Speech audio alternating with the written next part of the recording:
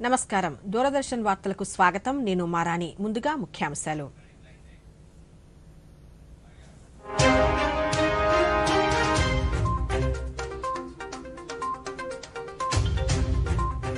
Aviation aerospace రంగాలలో భారత్ తన సత్తా చాటుతోందన్న రాష్ట్రపతి కొత్త ఢిల్లీలో ఏరోస్పేస్ అండ్ ఏవియేషన్ ఇన్ 2047 అంతర్జాతీయ సదస్సును ప్రారంభించిన ద్రౌపది ముర్ము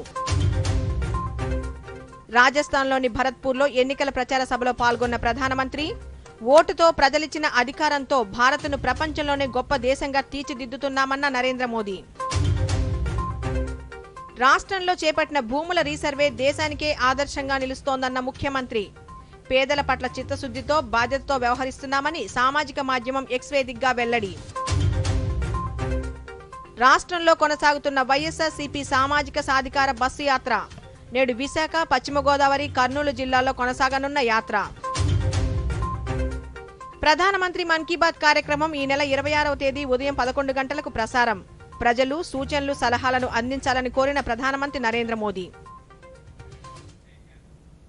ఇక వివరాలు రాష్ట్రపతి ద్రౌపది ముర్ము కొత్త ఢిల్లీలో ఏరోస్పేస్ అండ్ ఏవియేషన్ ఇన్ 2047 అనే ఇతివృత్తంతో కూడిన అంతర్జాతీయ కాన్ఫరెన్స్ ప్రారంభించారు ఏరోనాటికల్ సొసైటీ ఆఫ్ ఇండియా ఆధ్వర్యంలో 2 రోజుల పాటు ఈ సమావేశం జరగనుంది ఈ సమావేశంలో భారతదేశంలో 75 సంవత్సరాల ఏరోస్పేస్ మరియు ఏవియేషన్ జర్నీతో కూడిన విజన్ డాక్యుమెంట్ సంకలనాన్ని రాష్ట్రపతి విడుదల చేశారు ఈ కార్యక్రమంలో ఏవియేషన్ రంగానికి చెందిన ప్రముఖులు అంతర్జాతీయ నిపుణులు శాస్త్రవేత్తలు పారిశ్రామికవేత్తలు విద్యావేత్తలు స్టార్టప్ లీడర్లు విద్యార్థులతో సహా 1,500 మంది ప్రతినిధులు హాజరయ్యారు ఈ సందర్భంగా రాష్ట్రపతి మాట్లాడుతూ ఏరోనాటికల్ సొసైటీ ఆఫ్ ఇండియా గత 7 దశాబ్దాల్లో కాలానుగుణంగా నిరంతరం అభివృద్ధి చెందుతుందన్నారు దేశంలో ఏరోస్పేస్ ఏవియేషన్ రంగాలలో ఎన్నో మార్పులు చోటు చేసుకుంటున్నాయన్నారు space technology missile technology aircraft టెక్నాలజీలో భారత్ ఎంతో ముందన్న రాష్ట్రపతి marks machine Chandrayaan Aditya L1 తదితర అంతరిక్ష కార్యక్రమాలను విజయవంతం చేశామన్నారు ఉడాన్ ద్వారా చిన్న పట్టణాలకు కూడా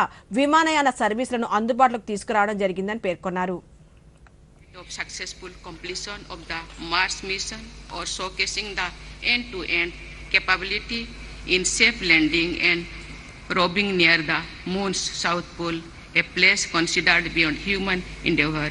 India has proved that it has the willpower, potential and capacity to accomplish what it sets out to achieve. The Aeronautical Society of India has worked tirelessly to ensure that not only the aeronautics as a knowledge system grows by leaps and bounds, but it also impacts life of every citizen in a substantial manner. Vote ద్వారా NDA ప్రభుత్వానికి ప్రజలు ఇచ్చిన అధికారంతో భారత్ను ప్రపంచంలోని గొప్ప దేశంగా తీర్చిదిద్దుతున్నామని ప్రధానమంత్రి నరేంద్ర మోదీ పేర్కొన్నారు రాజస్థాన్ అసెంబ్లీ ఎన్నికల ప్రచారంలో భాగంగా భరత్పూర్లో జరిగిన బహిరంగ సభలో ప్రధానమంత్రి మాట్లాడుతూ దేశంలోని ప్రజలందరూ ఓటు హక్కు ద్వారా బీజేపీకి ఘన విజయం కట్టబెట్టారన్నారు తద్వారా గత 10 ఏళ్లలో ప్రపంచ యవనికపై భారతదేశ గొప్పదనాన్ని అభివృద్ధిని సంస్కృతి సంప్రదాయాలను ప్రతిభను సగర్వంగా చాటి చెప్పగలుగుతున్నామన్నారు కాంగ్రెస్ పాలనలో దేశంలో అవినీతి కుంభకోణాలు రాజ్యమేలాయన్నారు గత 5 సంవత్సరాలుగా రాజస్థాన్లో కాంగ్రెస్ ప్రభుత్వం ప్రజా వ్యతిరేక పాలన అందిస్తుందన్నారు బీజేపీకి ఓటు వేసి డబుల్ ఇంజిన్ సర్కార్ను ఏర్పాటు చేయాల్సిందిగా ఓటర్లకు ప్రధానమంత్రి నరేంద్ర మోదీ విజ్ఞప్తి చేశారు यूरोप में भी बज रहा है एशिया में बज रहा है आपको गर्व हो रहा है खुशी हो रही है संतोष हो रहा है ये सब किसके कारण हो रहा है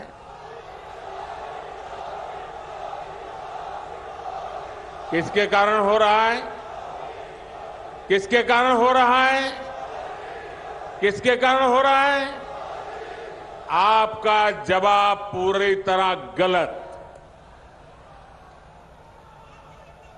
जी नहीं ये मोदी के कारण नहीं बल्कि ये कमाल आपका एक वोट कर रहा है ये आपके कारण हो रहा है क्योंकि आपने एक वोट देकर दिल्ली में स्थिर और मजबूत सरकार बनाई इसलिए आज भारत हर मैदान में जीत रहा है। मेरे परिवारजनों, एक तरफ तो भारत दुनिया में अग्रणी बन रहा है, दूसरी तरफ राजस्थान में बीते 5 वर्ष में क्या हुआ?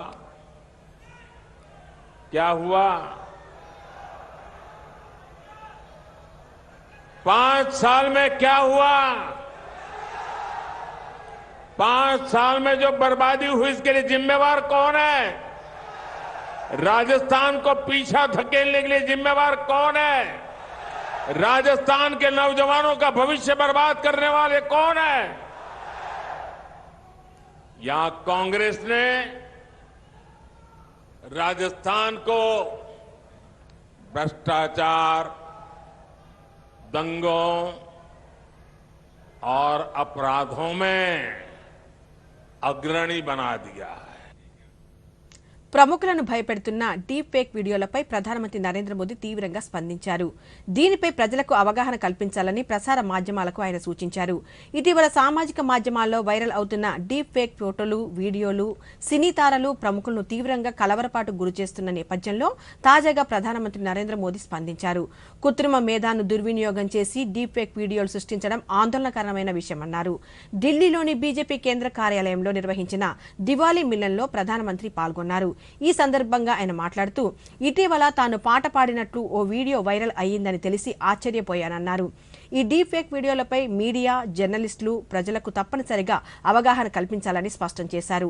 ఇలాంటి వీడియోలు ఇంటర్నెట్లో వైరల్ అయినప్పుడు వాటిని ఫ్లాగ్ చేసి హెచ్చరించాలని చాట్ జీపీటీ బృందాన్ని తాను కోరినట్లు ప్రధానమంత్రి ఈ సందర్భంగా వివరించారు. लेकिन उस कालखंड में हमने कुछ साथियों को भी खोया। मैं व्यक्तिगत रूप से जिन पत्रकार मित्रों को जानता था उनको खोया, कुछ उनके परिवारजनों को खोया, ये भी मेरे पास जानकारी मिली। और जब मैं इन दिनों, एक बात मैं जानता नहीं कि आज ऐसा विषय कहना चाहिए नहीं कहना चाहिए, लेकिन एक मैं अनुभव कर रहा हूं कि पिछले दिनों छोटी आयु के कुछ पत्रकारों को हमने खोया है। वैसे तो हम लोग दुनिया को पढ़ाते हैं, हम पढ़े लिखे हैं तभी तो पढ़ाते हैं, लेकिन 40 के बाद कम से कम एक रेगुलर मेडिकल चेकअप होना चाहिए। और जैसे हम लोगों की पब्लिक लाइफ है, రాష్ట్రపతి ద్రౌపది ముర్ము ఈ నెల 22న పుట్టపర్తి జిల్లాలో పర్యటించనున్నారు. తొలుత ఆమె శ్రీ సత్యసాయి బాబా మహాసమాధిని సందర్శించనున్నారు. అనంతరం ప్రశాంతి నిలయంలో జరిగే Shri Sathya Sai institute of higher learning 42వ స్నాతకోత్సవంలో ద్రౌపది ముర్ము పాల్గొంటారు. 100 ఏళ్ల తర్వాత రాష్ట్రంలో చేపట్టిన భూముల రీసర్వే ప్రక్రియ దేశానికి ఆదర్శంగా నిలుస్తోందని ముఖ్యమంత్రి వైఎస్ జగన్మోహన్ రెడ్డి పేర్కొన్నారు.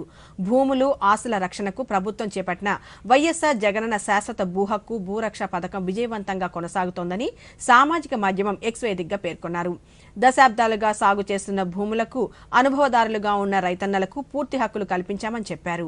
అలాగే పలువురికి కొత్తగా డీకేటీ పట్టాలను కూడా అందజేశామని, స్వాతంత్ర్యం వచ్చిన తర్వాత మొట్టమొదటిసారిగా భూముల రీసర్వే కార్యక్రమం చేపట్టామని, గతంలో ఎన్నడూ లేని విధంగా ప్రతి పేదవాడిని ముందుకు నడిపించే కార్యక్రమం ఈ 53 నెలల పాలనలో జరిగిందని ముఖ్యమంత్రి పేర్కొన్నారు.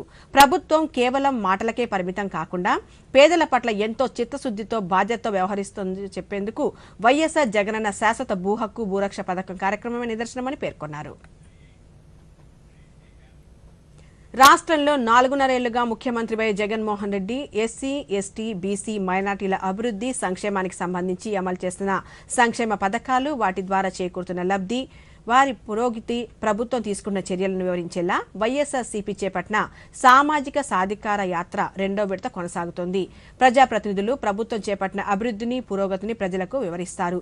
సామాజిక సాధికార బస్సు యాత్ర ఈ రోజు విశాఖ జిల్లాలోని విశాఖపట్నం తూర్పులో, పశ్చిమ గోదావరి జిల్లాలోని తణుకు, కర్నూలు జిల్లాలోని పత్తికొండ నియోజకవర్గాల్లో జరగనుంది. చేతి వృత్తి కళాకారులను ప్రోత్సహించేలా కేంద్ర ప్రభుత్వం అమలు చేస్తున్న విశ్వకర్మ యోజన వారికి ఎంతో ఉపయోగపడుతుందని బీజేపీ ఓబీసీ రాష్ట్ర అధ్యక్షులు ఆర్ గోపి శ్రీనివాస్ తెలిపారు.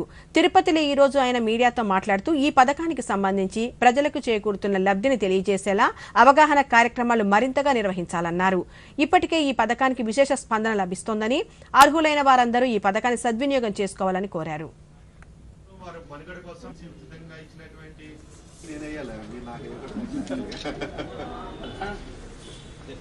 ప్రీతమ భారత ప్రధానమంత్రి విశ్వకర్మ యోజన ఏదైతే స్వాతంత్ర దినోత్సవ రోజును ప్రకటించి 17 సెప్టెంబర్ విశ్వకర్మ జయంతి రోజున ప్రారంభించినటువంటి సంక్షేమ పథకం ఏదైతే ఉందో 18 రకాల చేతు వృత్తులు, అలాగే హస్తకళలు, సాంప్రదాయ వృత్తులు, ఏదైతే గురు శిష్య పరంపర చేతి వృత్తులు ఏవైతే ఉన్నాయో వీటన్నిటిని కూడా చేయూతనిస్తూ తీసుకున్నటువంటి ఈ యొక్క సంక్షేమ పథకాన్ని ప్రజల్లోకి తీసుకొని వెళ్ళడం కోసం మేము వాడవాడలో ఈ రోజున అవగాహన కార్యక్రమాలు నిర్వహిస్తున్నాం. ఈ రోజున తిరుపతి నిజంగా దేశంలో 254 జిల్లాలు ముందుగా ఫస్ట్ ఫేజ్లో ఎంపిక చేసిన దాంట్లో ఈ రోజున తిరుపతి జిల్లా కూడా ఉంది.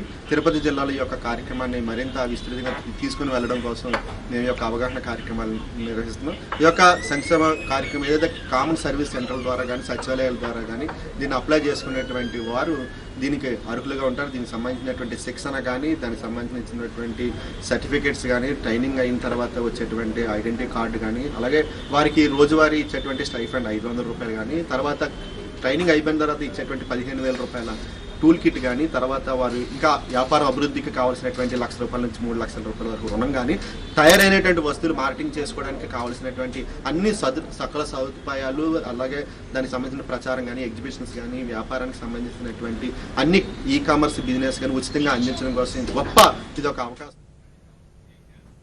56వ జాతీయ గ్రంథాలయ వారోత్సవాల్లో భాగంగా రేపు విజయవాడలోని సర్వోత్తమ గ్రంథాలయంలో నిర్వహించే కార్యక్రమంలో పూర్వ ఉపరాష్ట్రపతి ముప్పవరపు వెంకయ్యనాయుడు పాల్గొంటారని గ్రంథాలయ కార్యదర్శి డాక్టర్ రావి శారద తెలిపారు. దూరదర్శన్తో ఆమె ప్రత్యేకంగా మాట్లాడుతూ చిన్నారుల పుస్తక ప్రపంచం అనే వినూత్న కార్యక్రమాన్ని నిర్వహిస్తున్నామని, దీనిని ఎన్టీఆర్ జిల్లా కలెక్టర్ ఢిల్లీలో ప్రారంభిస్తారని పేర్కొన్నారు.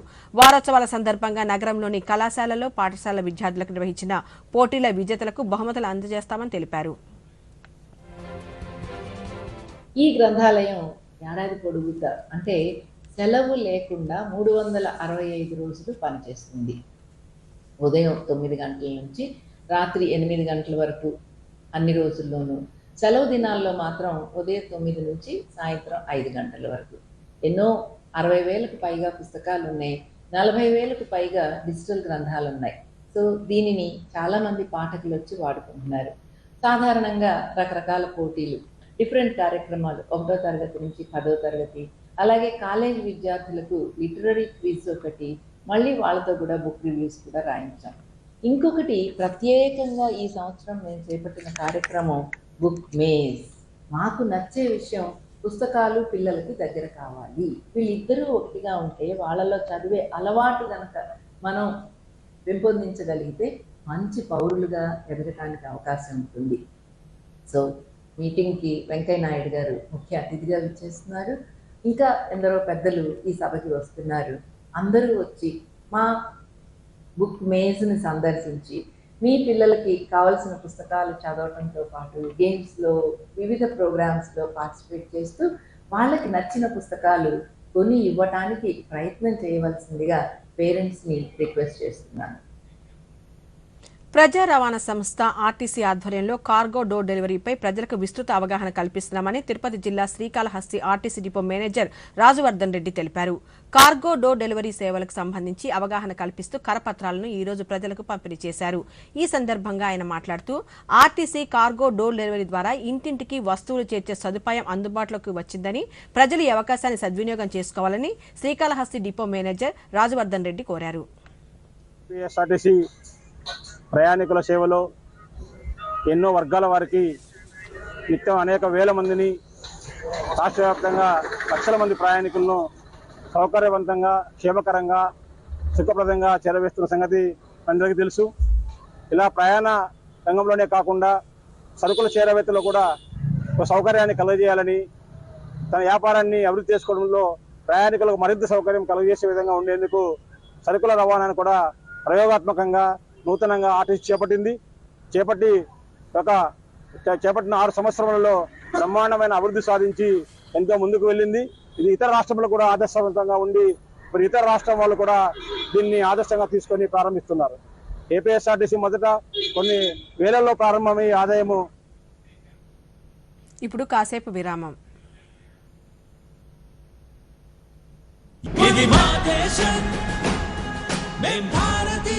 ప్రజాస్వామ్యం బలంగా ఉండాలంటే యువత ఓటు హక్కును వినియోగించుకోవాలి. ఓటు రాజ్యాంగం మనకు కల్పించిన ప్రాథమిక హక్కు. మీకు 18 ఏళ్లు నిండాయా? అయితే ఓటరుగా నమోదు చేసుకోవడానికి ఆన్లైన్ లో voters.eci.gov.in వెబ్సైట్ లోకి వెళ్ళవచ్చు. Voter help line mobile app ని డౌన్లోడ్ చేసుకుని ఫామ్ ని నింపి పేరు నమోదు చేసుకోవచ్చు. అంతేకాదు బూత్ స్థాయి అధికారిని నేరుగా సంప్రదించి ఓటరుగా నమోదు కావచ్చు.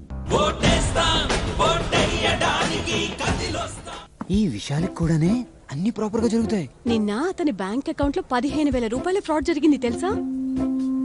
అయినా ఏ టెన్షన్ లేదు అతనికి. చూడు, టెన్షన్ ఎందుకు, నా తప్పేం లేదుగా. అయినా ఫ్రాడ్ జరిగినప్పుడు నేను వెంటనే బ్యాంక్ ఇన్ఫార్మ్ చేసేసా. ఆర్బీఐ అంటుంది మీ అకౌంట్ లోంచి ఎవరైనా మోసంగా డబ్బు తీసినట్టయితే బ్యాంకుకి వీలైనంత త్వరగా ఇన్ఫార్మ్ చేయండి. 3 రోజుల్లోగా చేస్తే ఏ నష్టం ఉండదు. ఎంత లేట్ చేస్తే అంత ఎక్కువ నష్టం. ఇంకోటి, అన్ని జరిగిపోవు, ప్రాపర్ గా జరిపించాల్సి వస్తుంది. ఆర్బీఐ అంటుంది. విషయాలు తెలుసుకుంటే జాగరూకంగా ఉండండి. తిరిగి వార్తల్లోకి స్వాగతం. ఆంధ్రప్రదేశ్లో ఎస్ఐ నోటిఫికేషన్పై రాష్ట్ర హైకోర్టు స్టే విధించింది. నియామకాల విషయంలో తప్పిదాలు చోటు చేసుకున్నాయంటూ కొందరు అభ్యర్థులు న్యాయస్థానాన్ని ఆశ్రయించారు. ఎత్తు అంశంలో అన్యాయం జరిగిందని, గతంలో అర్హులైన వారిని ప్రస్తుతం అనర్హులుగా ప్రకటించారని పిటిషన్ వేశారు. దీనిపై ఉన్నత న్యాయస్థానం విచారణ చేపట్టింది. బాధితుల తరపు న్యాయవాది జడ శ్రావణ్ కుమార్ వాదనలు వినిపించారు. గతంలో అర్హులైన వారు ప్రస్తుతం అనర్హులు ఎలా అవుతారని పోలీసు నియామక బోర్డును హైకోర్టు ప్రశ్నించింది. నియామక ప్రక్రియను నిలుపుదల చేయాలని పిటిషనర్ తరపు న్యాయవాది కోరగా ఆ వాదనలతో ఏకీభవించిన హైకోర్టు ధర్మాసనం ఎస్ఐ నోటిఫికేషన్పై స్టే విధించింది. కేంద్ర ప్రభుత్వ పథకాలను ప్రజలకు చేరువ చేయడమే లక్ష్యంగా కొనసాగుతున్న వికసిత్ భారత్ సంకల్ప యాత్ర అల్లూరు సీతారామరాజు జిల్లా అరకు నియోజకవర్గ పరిధిలో కొనసాగుతోంది. కేంద్ర ప్రభుత్వ పథకాలు, ప్రయోజనాలపై ప్రజల్లో అవగాహన కల్పిస్తున్నారు. నియోజకవర్గ పరిధిలో గన్నెల, ఇరాగి పంచాయతీల్లో రైతులకు వ్యవసాయ పరికరాలు, సాగులో డ్రోన్ ప్రయోజనాలపై వివరించారు. ఈ సందర్భంగా పాడేరు ఐటీడీఏ ప్రాజెక్టు అధికారి వి అభిషేక్ మాట్లాడుతూ కేంద్ర ప్రభుత్వ పథకాలను మారుమూల ప్రాంతాలకు తెలియజేసేలా విస్తృత ప్రచార కార్యక్రమం నిర్వహిస్తున్నామన్నారు. జిల్లాలో ప్రారంభించడం జరిగింది. ప్రధానమంత్రి గారు జార్ఖండ్ నుంచి ప్రారంభించిన వెంటనే రాష్ట్రంలో కూడా గౌరవ గవర్నర్ గారు ప్రారంభించారు.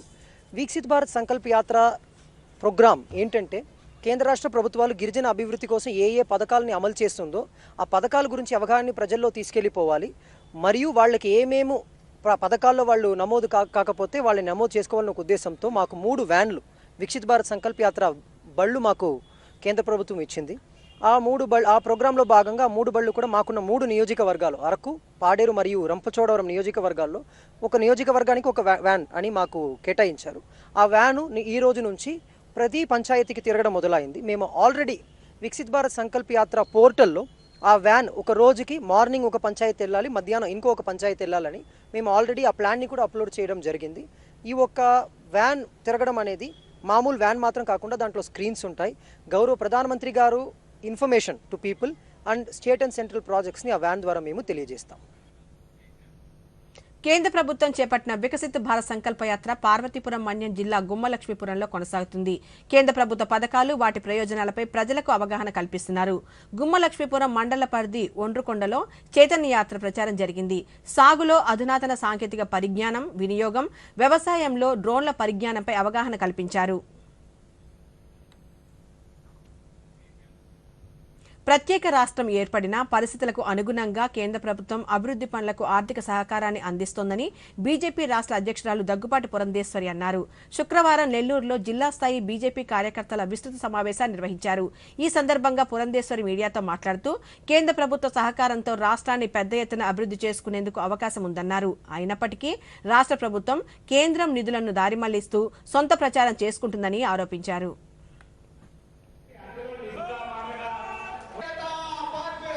అదేవిధంగా ప్రత్యేక ఆంధ్ర రాష్ట్రం ఏర్పడిన తర్వాత కూడా అన్ని విధాల తన సహకారాన్ని కేంద్ర ప్రభుత్వం ఆంధ్ర రాష్ట్రానికి అందిస్తూ వస్తున్నటువంటి విషయం మనం అందరం కూడా గమనిస్తున్నాం. ఇవాళ ఒక రకంగా చెప్పాలంటే రాష్ట్రంలో జరిగే అభివృద్ధి పనులు అన్ని కూడా కేంద్ర ప్రభుత్వం ఇచ్చినటువంటి నిధుల ద్వారానే జరుగుతున్నది. కానీ ఏ ఒక్క అభివృద్ధి కార్యక్రమం కూడా ఇవాళ రాష్ట్ర ప్రభుత్వం నేను చేశాను అని చెప్పుకునే స్థాయిలో లేదంటే ఇది ఎంత శోచనీయం. ప్రజలందరూ కూడా గమనించాలి. రోడ్లు కావచ్చు, రైల్వే లైన్లు కావచ్చు, పోర్టులు కావచ్చు, ఎయిర్పోర్ట్లు కావచ్చు, అదే విధంగా పేదలకు ఇల్లు కావచ్చు, వాళ్ళ రాష్ట్రంలో ప్రతి ఒక్కటి కూడా కేంద్ర ప్రభుత్వం యొక్క భాగస్వామ్యం లేకుండా జరగడం లేదు అనేటువంటి విషయాన్ని ప్రజలందరూ కూడా గమనించాలి. నెల్లూరు పట్టణాన్ని అమృత్ పథకం కింద వందలాది కోట్ల నిధులు ఇవాళ కేంద్ర ప్రభుత్వం అందించినటువంటి నేపథ్యం. కానీ ఆ డబ్బుతోటి రాష్ట్ర ప్రభుత్వం ఇవాళ నెల్లూరు పట్టణంలో ఏ రకమైనటువంటి అభివృద్ధి కార్యక్రమం చేపట్టింది అనేటువంటి విషయాన్ని ఇక్కడ ఉన్నటువంటి ప్రజలకి తెలియజేయవలసినటువంటి బాధ్యత ఖచ్చితంగా రాష్ట్ర ప్రభుత్వం మీద ఉన్నది అని చెప్పి భారతీయ జనతా పార్టీ డిమాండ్ చేస్తుంది.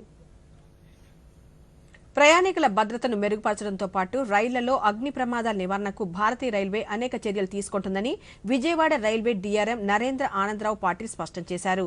విజయవాడలో మీడియాతో ఆయన మాట్లాడుతూ రైల్వే పోలీసులు స్టేషన్లలో ఆకస్మిక తనిఖీలు చేపడుతున్నారని, ప్రజల్లో అవగాహనకు ప్రకటనలు చేస్తున్నామని తెలిపారు.